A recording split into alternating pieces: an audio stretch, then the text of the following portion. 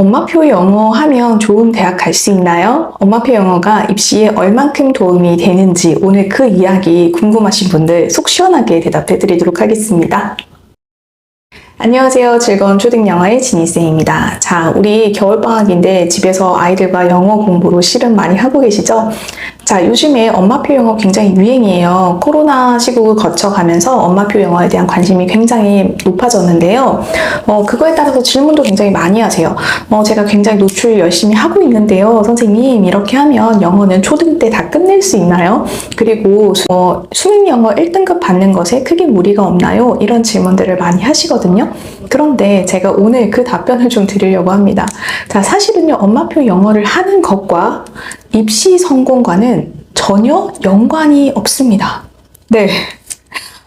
당황하셨나요? 네. 사실 엄마표 영어 자체가 어떤 효용이 없는 게 아니에요. 저는 이 엄마표 영어를 하는 것에 대해서 굉장히 찬성을 하는 사람이고, 엄마표 영어를 도와주실 수 있는 가정에서는 반드시 어렸을 때부터 진행을 해주시는 것을 저는 추천을 드립니다. 그런데 이것이 입시와 연관이 있냐라고 질문을 하신다라고 하면 전혀 없습니다 라고 답변을 드릴 거예요. 왜냐면 엄마표 영어는요, 예를 들면 이런 거예요. 숨쉬기 같은 거예요. 숨쉬기를 한다는 거는 우리가 생존에 필요한 거죠. 그리고 저절로 습득이 되는 거죠. 이거는 본능이에요. 어떻게 보면. 그래서 우리가 가지고 있는 뇌에 언어를 담당하는 기능이 있어요.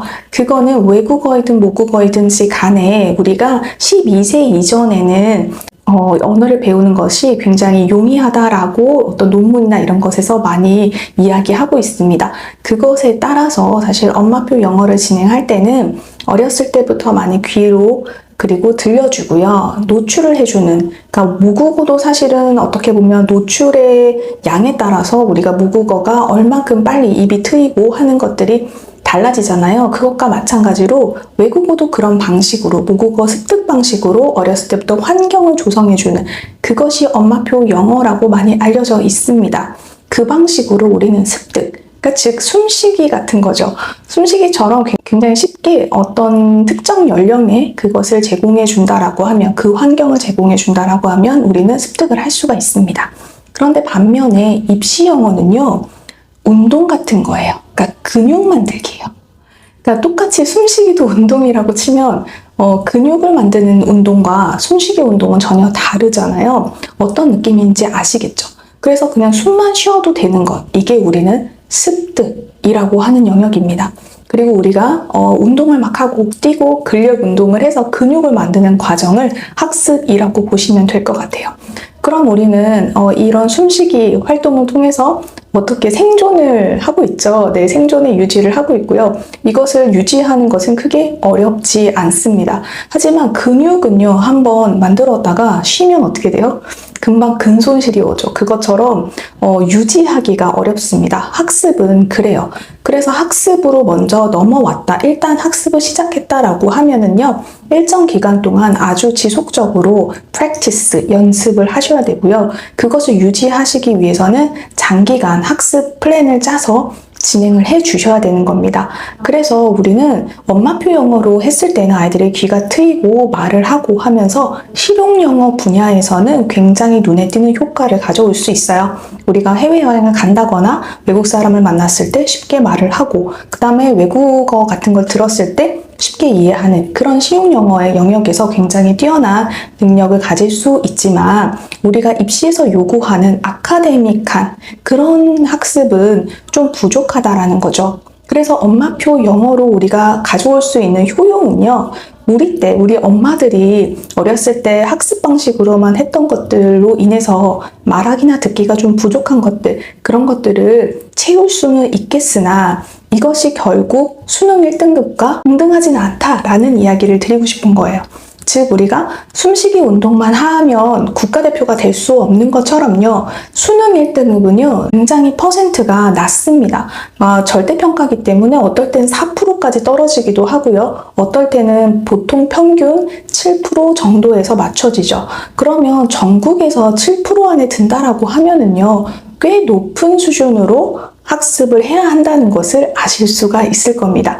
즉, 우리는 아카데믹한 영어 공부, 고급스러운 영어 공부를 하기 위해서 수능을 보고 그것으로 대학에 가서 수학할 수 있는 능력을 갖추었느냐를 보는 것이 수능입니다. 그래서 단순히 엄마표로 어렸을 때 몇 년 해준 것으로 다 커버를 하실 수가 없다라는 거예요. 즉, 영유도 마찬가지 논리로 이해하시면 돼요. 영어 유치원에서 3년 다녔다라고 해서 그것이 우리가 고급 영어를 해낼 수 있느냐, 아카데믹한 영어를 해낼 수 있느냐, 이거랑은 좀 다르다는 거죠. 그래서 우리는 국가대표가 되기 위해서는 굉장히 근육량도 많이 늘려야 되고요. 그리고 스킬도 배워야 되죠. 마찬가지입니다. 그래서 우리는 그렇게 이해를 해주시면 되는데, 간혹 이런 이야기를 들어요. 제가 실용 영어를 잘하면 아카데믹한 수능 영어는 쉽다라고 말씀을 많이 하시거든요. 그런데 우리가 국어로 생각해보면 굉장히 쉬워요.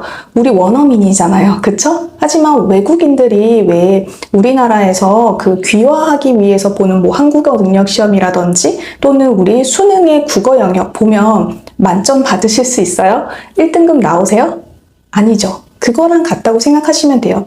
그래서 우리가 엄마표 영어는 아이들이 어렸을 때 일정 기간 동안 유지해주면, 노출해주면 아주 좋은 환경이에요. 하지만 우리가 어느 시점이 됐을 때는 반드시 어느 정도 근육량을 키워주기 위한 다양한 학습 활동을 하셔야 된다는 거예요. 이해되셨죠? 그래서 이제 뭐 공부를 하고 학습량을 늘리고 그런 것에 대해서 어머님들이 너무 거부 반응을 가지시거나 엄마표 영어로 좀 편하게 대하고 싶어요. 아이가 영어를 즐겁게 했으면 좋겠어요. 이거는 초등 저학년 때까지라는 거예요. 학년기에 접어들고 아이들이 학교에서 이제 영어를 배우기 시작하는 그 시점이 되면은 조금씩 전환을 해주시는, 초등 저학년에서 중학년으로 넘어가는 그 시점에는 파닉스 같은 것들을, 읽기 학습들을 조금씩 시켜주시고요. 그 이후에 5, 6학년이 되면 독해나 문법 같은 것들을 조금씩 늘려주시는 거예요. 우리가 운동해보지 않은 친구한테 갑자기 많은 양의 운동을 하면 힘들어 하잖아요. 그래서 조금씩 늘려주시는 방식으로 도와주시면 좋겠습니다. 자, 그러면 어머님들, 엄마표 영어로 했다고 해서 초등 때 영어가 다 끝나나요? 아닙니다. 우리 수능 영어까지 가기 위해서는요, 보다 고급 영어가 필요합니다. 여러분들이 어느 정도 시기가 됐을 때 학습으로 넘어가는 것에 두려워하지 마시고, 시중에 여러 가지 교재들이 많으니까요, 그런 것들로 도와주셨으면 좋겠습니다. 자, 남은 2월달 방학 잘 마무리하시고요. 즐거운 초등 영어에서는 다음 주에 또 유익한 정보로 돌아오도록 하겠습니다. 감사합니다.